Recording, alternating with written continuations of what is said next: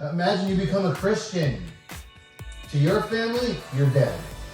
You've betrayed your people. You've become to them like a Nazi.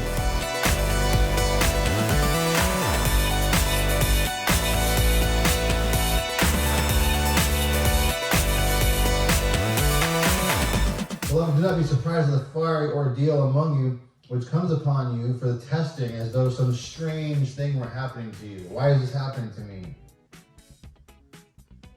Jesus told them later in chapter 15 that they would be hated. Now he begins to illustrate for them what that might look like. Look at verses 2 and 3. They will make you outcast from the synagogue, but an hour is coming for everyone who kills you to think that he is offering service to God. These things they will do because they have not known the Father or me. Getting kicked out of the synagogue was the first thing that was going to happen. And in that day, it'd be like getting kicked out of life, out of society. Unlike today, we get kicked out of a church. Like, well, great, we'll move on to another church. I mean, it'll hurt. We lose a lot of friends. But it might not upset us that much. We would make new friends. We would find a new church, maybe move to another town or find a bigger church. We could just hide in the back and no one would know who we are and not really worry about the problems that happened. But in that day, in that society, normal functions of daily living, you would be extremely cut off. Let me illustrate this for you. So the other day, Melinda was watching a movie, which she does when she paints. She was watching a movie about a guy who was accused of murdering a child. It was like a 5 or 6 year old child. As the news report went out, everyone believed the news report. He had a business that he ran as a carpenter or whatever it was, some construction business, and he was cut off from everyone because they believed the report that went out about him, and so he couldn't make ends meet because of the business, right? And so you got to think about this in terms of if you're in maybe a Catholic family and you become a Protestant Baptist.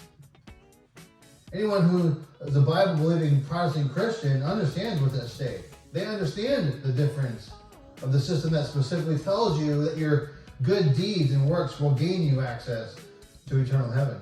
Versus what Protestants believe is that you're saved by your salvation is through grace alone, through faith alone, through Christ alone, through to the glory of God alone, and through Scripture alone. That's why we don't have the extra books in the Bible that they have that teach on works-based salvation. If you live in a Catholic family, these things will likely not be a topic of conversation. Because if you bring these things up, these loved ones are not going to be happy with you. And Jesus says so, right? He says they're going to hate you. Or if you're a Mormon, you're coming out of Mormonism and you're becoming a true Christian, you're going to be completely shunned by your Mormon family, your Mormon friend. You won't be allowed at your Mormon church. Or if you're a Muslim and you're completely shunned by your own family. I've talked months ago about Nabil Qureshi, who worked with Ravi Zacharias, who was a Muslim. And he was disowned by his parents. And his mother would say, "My son who's dead," every time she saw him. Or perhaps if you even live in that Muslim country that's dominated by Islam, there's a good chance you could be hauled out to the center of the village and have your head chopped off right in front of everyone. Or if you're Jewish, imagine you become a Christian. To your family, you're dead. You've betrayed your people. You've become to them like a Nazi who hates Jews. You hate your own people. Why would you do this to your family? This is how severe it is. Or what if you're a liberal? I'm just trying to help you understand the severity of the change. If you're a liberal and it's like becoming a Trump supporter in your liberal family, you will likely be hated. But these things could impact any Christian in these types of ways. It goes further than that, though. It goes further than being kicked out of the synagogue, being kicked out of society, being kicked out of a family. Jesus says an hour is coming for everyone who kills you to think that he is offering service to God.